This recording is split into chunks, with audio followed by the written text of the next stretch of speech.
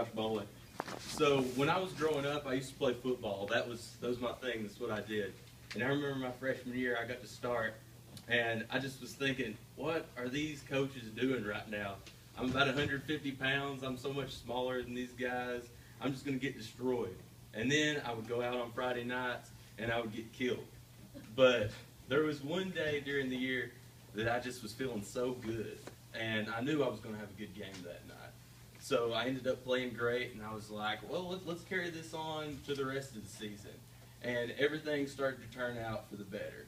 And then I thought, you know, it works in football and my other sports. Why not try this in the rest of my life? So I started getting better grades in school. I started having better relationships with people, and everything was just looking up. So today, I'm going to be talking to you guys about the power of positive thinking. And this is a big problem facing America right now.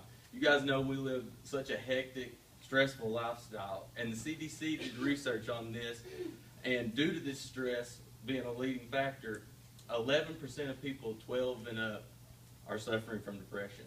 You can trust me on the stress thing because I'm going through it right now. But I'm going to try not to dwell on the negative things. I'm just going to be talking to you guys about how awesome this stuff is. Mind, Mood, and Memory did a study on heart diseases, that range from coronary heart disease to heart attacks. And what they found out was they had 7,400 people in the study over a time span of 25 years. And they kept up with their emotional track during this whole thing. And what they ended up finding out was that the people who had a positive mindset were 50% less likely to develop any sort of heart problems. That's a massive number. But the cool thing is, this doesn't just affect your physicality, it also affects your mind too. Martin Seligman did a study on Nazi prison camp survivors. And what he ended up finding out was that the ones who were optimistic in that situation had increased resilience and their health was up. And that's what caused them to survive that.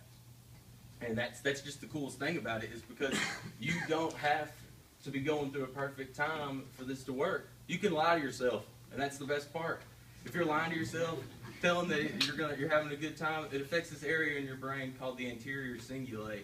And what that does is lowers cortisol levels. And when your cortisol levels are lower, your stress is directly lower. And that ties right into depression and focus in all other areas of life. School, just everything, anything that you do. So I want you guys to see yourself, negative thoughts, you're shooting for low goals because you're scared of what you might not achieve. And maybe you do hit those goals, and that's all well and good if you do. But then I want you to see yourself positive thoughts, shooting for everything that you could ever dream of. And I guarantee whether you make those or not, the results are going to be so much better than the latter. And this isn't that hard to do. According to IDEA Fitness Journal, just surrounding yourself with good people helps. You know, negative people are only going to bring you down. Also, eating well and exercising, you're going to look better and feel good about yourself, and what you're fueling yourself with is so much better for you too. Another thing is just smiling. It's been proven that just smiling can turn a negative thought into a positive thought. And most importantly, think those positive thoughts, because they're going to result in immediate successes and future successes. So I'm going to leave you guys with one last quote from Henry Ford. Whether you think you can or you think you can't, you will be right. Thank you.